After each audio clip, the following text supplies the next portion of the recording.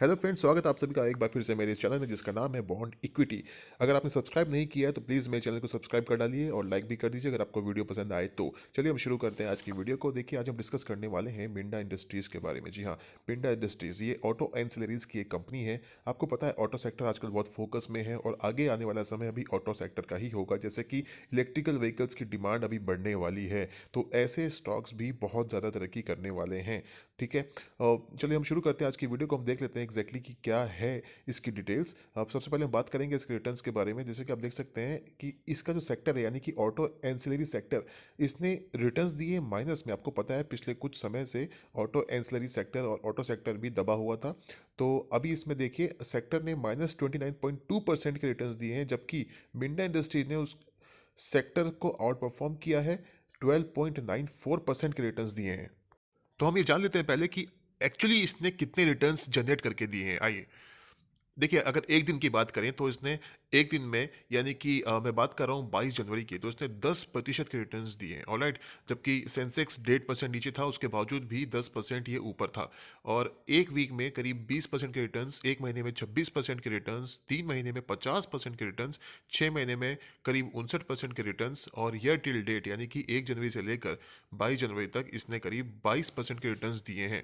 एक साल में 21% के रिटर्न्स, ये इसलिए हैं क्योंकि एक ईयर टिल डेट और एक साल में बराबर ही रिटर्न्स हैं, क्योंकि आपको पता है कि पिछले कुछ महीनों से, कुछ सालों से, 1-2 साल से ऑटो सेक्टर परफॉर्म नहीं कर रहा था, ऑटो एंसिलरीज भी परफॉर्म नहीं कर रहे थे। 2 साल में इसने 63% यानी कि 63% के रिटर्न्स दिए हैं ऑलमोस्ट, और 3 साल में करीब 12% या 13% मान लीजिए 13% के रिटर्न्स इसने दिए हैं 3 साल में। वीक चल रहा था पहले ये। और 4 साल में 325% के रिटर्न्स, 5 साल में करीब 834% के रिटर्न्स, और 10 साल में 2457% के रिटर्न्स। कम नहीं होते दोस्तों, 10 साल में 2457% के रिटर्न्स कम नहीं होते। तो अगर आप इसमें लॉन्ग टर्म के लिए इन्वेस्ट करना चाहते हैं तो आप लॉन्ग टर्म इन्वेस्ट इसमें ज़रूर कर सकते हैं। मेरे ख्याल से ये स्टॉक बहुत बेहतरीन स्टॉक होगा लॉन्ग टर्म इन्वेस्टिंग के लिए। आगे हम इसके चार्ट्स भी चलेंगे, इसके टेक्निकल चार्ट्स क्या कहते हैं, अगर आप ट्रेडिंग करना चाहते हैं तो क्या कहते हैं, क्या करना चाहिए, वो भी हम जानेंगे। आइए आगे बढ़ते हैं। देखिए, स्टॉक की quality no doubt is a good quality stock है ये। और जो इसकी रैंक है 92 कंपनीज में से फोर्थ रैंक है इसकी ऑटो एंसिलरी सेक्टर में। तो और क्या चाहिए आपको, फोर्थ रैंक है।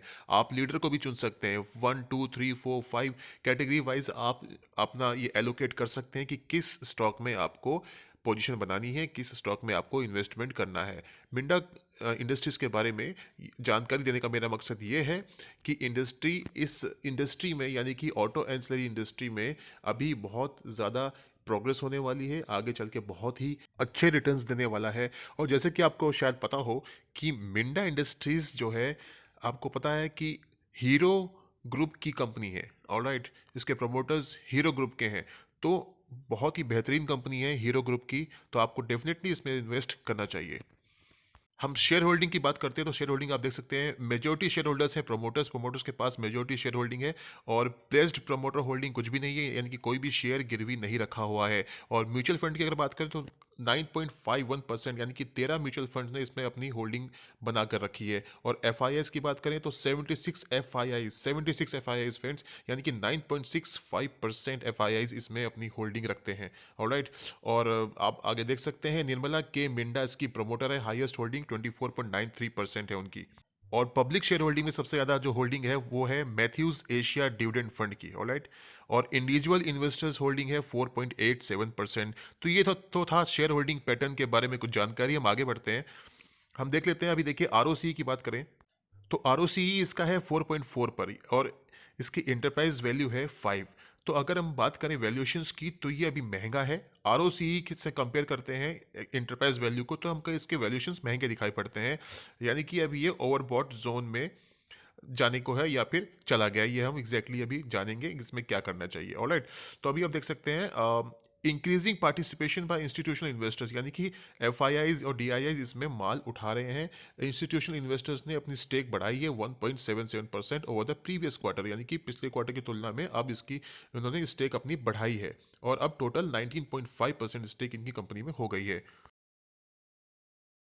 बात करते हैं अगर मैनेजमेंट की, तो देखिए मैनेजमेंट एफिशिएंसी हाई है, आरओसीई ऑफ 16.57%, यानी कि मैनेजमेंट बहुत अच्छा है। Strong ability to service debt, as the company has a low debt to EBITDA ratio of 1.12 times, यानी कि डेट चुकाने की जो क्षमता है इनकी वो बहुत अच्छी है, यानी कि कंपनी के पास अगर डेट नहीं होगा तो इनके पास कैश रहेगा, कैश रहेगा तो बिजनेस रहेगा, बिजनेस रहेगा तो आगे ग्रोथ होगी। ऑलराइट, तो poor long term growth as net sales has grown by the annual rate of 14.73% and operating profit at 6.33% over the last 5 years। इसका मतलब क्या हुआ? इसका मतलब ये हुआ, पुअर लॉन्ग टर्म ग्रोथ का मतलब ये हुआ कि जैसे कि आपको मैंने बताया है कि पहले auto sector, auto ancillary sector भी दबा हुआ था, उतना ग्रो नहीं कर रहा था, इसलिए नेट सेल्स पहले की तुलना में कम आई है। तो अब हम जान लेते हैं इसके प्रॉफिट, रेवेन्यू एंड ऑल कैसा रहा। रेवेन्यू अगर हम कंपेयर करें एफ वाई 1920 से, तो टोटल 3,174 करोड़ का रेवेन्यू था इसका लास्ट ईयर में, एफ वाई 1920 में। और अभी आप कंपेयर कर सकते हैं मार्च 20, जून 20, सितंबर 20, इन 3 क्वार्टर्स को आप कंपेयर करें। अभी दिसंबर 20 का अभी आना बाकी है, यानी कि जून 20, सितंबर 20 का 2 क्वार्टर का ही रिजल्ट हमारे पास अभी आया है। दिसंबर 20 और अभी मार्च 21, ये 2 क्वार्टर का आने रिजल्ट हमको अभी बाकी है। राइट, तो इसमें आप कंपेयर कर सकते हैं, जून 20 में 228 करोड़ था और 870 करोड़ सितंबर 20 में हुआ, यानी कि रेवेन्यू जंप हुआ है, अच्छा हुआ है। ऑलराइट, और टोटल इनकम की बात कर ले तो आप देख सकते हैं 3237, यानी कि 3,237 करोड़ थी एफ वाई 1920 में, और जून 20 में 231 करोड़, सितंबर 20 में 904 करोड़, इसमें भी अच्छी खासी जंप हुई है। और भी डिटेल्स आप देख सकते हैं स्क्रीन पर, परफॉर्मेंस कैसी रही है, expenditure, interest, PPDT, depreciation, profit before tax and all, ये सब आप देख सकते हैं, सभी में लगभग लगभग इंप्रूव देखने को मिल रहा है। हम नेट प्रॉफिट की बात करें तो 107 करोड़ था एफ वाई 1920 में, और जून 20 में -53 करोड़, यानी कि प्रॉफिट नहीं हुआ, लॉस हुआ था कंपनी को, और सितंबर 20 में जंप हुआ एकदम से 64 करोड़ का प्रॉफिट हो गया। ऑलराइट, तो सितंबर 20 के जो रिजल्ट्स आए काफ़ी अच्छे रिजल्ट्स आए हैं। और हम ईपीएस की बात करें तो 4.08 था इसका ईपीएस एफ वाई 1920 में, -2.03 रह गया जून 20 में, एंड 2.44 सितंबर 20 में। देखिए जून का जो रिजल्ट आप देख रहे हैं, जून के क्वार्टरली रिजल्ट जो आए थे वो आप देख रहे हैं, वो इसलिए था क्योंकि आपको पता है कोरोना के चलते सभी बिजनेस डाउन हो गए थे, ठप हो गए थे, और क्योंकि लॉकडाउन हुआ था तो इसमें सबसे ज़्यादा नुकसान ऑटो सेक्टर को हुआ था क्योंकि ट्रांसपोर्टेशन बंद हो गया था। सीपीएस आप देख सकते हैं 9.32 था एफ वाई 1920 में, जून में रह गया -0.82 एंड 3.74 सितंबर 20 में। और ऑपरेटिंग प्रॉफिट मार्जिन की बात करें तो 8.75 एफ वाई 1920 में, और -21.82 जून 20 में, 15.35 करोड़ सितंबर 20 में। Net profit margin 3.37 crore F Y 1920 में, और जून में -23.28 करोड़, और सितंबर 20 में जंप हुआ 7.38 करोड़, 7.38 करोड़ का नेट प्रॉफिट मार्जिन सितंबर 20 में हुआ। ईपीएस की बात करें तो ईपीएस 1.27 पर है, टीटीएम यानी कि ट्रेलिंग 12 मंथ्स, ट्रेलिंग 12 मंथ्स का जो ईपीएस है वो 1.27 पर है। सीपीएस है 5.97 पर, और पीई इसका देखिए जैसे मैंने आपको बताया, इसके जो वैल्यूएशंस काफ़ी ज़्यादा हैं, काफ़ी ज़्यादा ओवर प्राइस है भी ये, 384.88 पर इसका पीई चल रहा है, और प्राइस टू बुक वैल्यू 8.49 पर है, आरओई 2.21। इसका टर्नओवर है 3.41 करोड़, मार्केट कैपिटल है 13,278 करोड़, यानी कि ये एक मिड कैप कंपनी है। ऑलराइट, और फेस वैल्यू है ₹2। इसके वीकली चार्ट पर ले आया हूँ। वीकली चार्ट पर जैसे कि आप देख पा रहे होंगे, ये एक स्क्वायर टाइप का आपको जो दिखाई पड़ रहा है, ये फिबोनाची का लेवल मैंने यहाँ पे सेट किया है टारगेट निकालने के लिए। और फर्स्ट ऑफ ऑल मैं आपको ये बता दूं, यहाँ पर जो ब्रेकआउट की स्थिति दिखाई पड़ रही है, ये ब्रेकआउट हो चुका है यहाँ पर, करीब 460 के ऊपर, 455 460 के ऊपर ब्रेकआउट हुआ है और सस्टेन भी कर रहा है।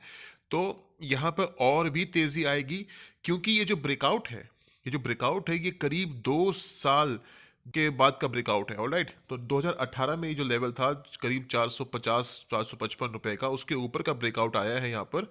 आप देख सकते हैं ये 2018, आप यहाँ पर देख रहे हैं 2018। तो यहाँ पर अगर मैं एग्जैक्टली बताऊं तो यहाँ पे करीब जनवरी की ये है, 22 जनवरी 2018, अभी 21, हाँ जनवरी 2021 चल रहा है, तो करीब 3 साल हो गए हैं, 2 साल नहीं 3 साल हो चुके हैं। 3 साल के ऊपर का ब्रेकआउट है, तो इसमें बहुत बड़ी तेजी आने की संभावना है। और जैसे कि आपको पता है कि ऑटो सेक्टर्स में भी तूफान मचा हुआ है, तो ऑटो एंसिलरीज यानी कि मिंडा इंडस्ट्री भी आपको, ये जो स्टॉक है बहुत बढ़िया स्टॉक है ऑटो एंसिलरीज का, तो इसमें आप देखिए मिंडा इंडस्ट्रीज की जो रैंक है, फोर्थ रैंक है मिंडा इंडस्ट्रीज की ऑटो एंसिलरी स्पेस में। ऑलराइट, तो इस स्टॉक में और भी तूफान मचने वाला है। इसका टारगेट क्या होगा मैं आपको बता देता हूँ। इसका टारगेट होगा, ये देखिए, मैंने टारगेट निकाला यहाँ पर। ये जो आप देख रहे हैं, सॉरी ये मुझे दोबारा करना पड़ेगा। हाँ, यहाँ पर आप देखें तो ये करीब, ये थोड़ा सा यहाँ से हिल गया है, इसको मैं दोबारा सेट कर लेता हूँ। मैं फिबोनाची का दोबारा लगाता हूँ, फिबोनाची रिट्रेसमेंट के हिसाब से। यहाँ पर देखिए टॉप और बॉटम को हम पकड़ेंगे यहाँ पे, तो यहाँ पे आप देखिए जो टारगेट निकल के आता है ये लगभग लगभग 600 रुपये का निकल के आएगा। ऑलराइट, 595 से 600 रुपये का टारगेट है ऑन द सेफर साइड। तो मुझे ऐसा लगता है कि ये टारगेट बहुत जल्दी अचीव हो जाएगा। ठीक है, जैसा कि ऑटो सेक्टर में अभी तूफान मचा हुआ है, ये टारगेट बहुत जल्दी अचीव हो जाएगा। और अगर नीचे आता है किन्हीं कारणों से तो 450 के आसपास इसको सपोर्ट लेना चाहिए। 450 455 के आसपास इसको सपोर्ट मिलना चाहिए। आप अगर ये नीचे आता है तो थोड़ा और ऐड करें, और लेकिन 450 के ऊपर इसको सपोर्ट मिलना चाहिए, और वहाँ से फिर तेज़ी आएगी और करीब 600 का लेवल ये तय करेगा। देखिए जो मेरा जो टारगेट बनाने का तरीका है उसके हिसाब से मैं आपको बता दूं, जो टाइम का जो एक होता है, कितना टाइम इसमें लगेगा, ये मैं आपको बता दूं, कम 3 महीने से 6 महीने का टारगेट, 3 महीने से 6 महीने में ये टारगेट आएगा। ऑलराइट, क्योंकि हम वीकली बेसिस पे बात कर रहे हैं, और क्योंकि ये 3 साल पहले का जो लेवल था उसको क्रॉस किया है इसने, 3 साल के बाद का ब्रेकआउट आया है, 3 साल बाद में ब्रेकआउट आया है, तो ये टारगेट बहुत जल्दी अचीव होने की संभावना है। इसलिए मैं आपको 3 महीने का समय दे रहा हूँ। 3 महीने के अंदर ये टारगेट आ जाना चाहिए मेरे ख्याल से। शायद 1 महीने में भी ये टारगेट आ सकता है। ऑलराइट, तो आप ये टारगेट्स को ध्यान में रखें। 600 रुपये का टारगेट मेरी तरफ से। ऑलराइट, आप इसको एक बार चार्ट को देखें खोल के, इस पर रिसर्च करें और पूरे सेक्टर पे रिसर्च करें क्या चल रहा है सेक्टर में, और उसके हिसाब से आप इसमें पोजीशन बनाइए। मेरी तरफ से सिर्फ एक सलाह थी, तो आप अपना फैसला खुद लें। ठीक है दोस्तों, वीडियो अच्छा लगे तो लाइक करके मोटिवेट कीजिएगा। चैनल सब्सक्राइब नहीं किया तो सब्सक्राइब कर डालिए और शेयर कीजिए अपने दोस्तों के साथ। साथ ही साथ बेल आइकन को प्रेस करना ना भूलें। फिर मिलेंगे नए वीडियो में, तब तक के लिए बाय बाय, अपना ख्याल रखिए।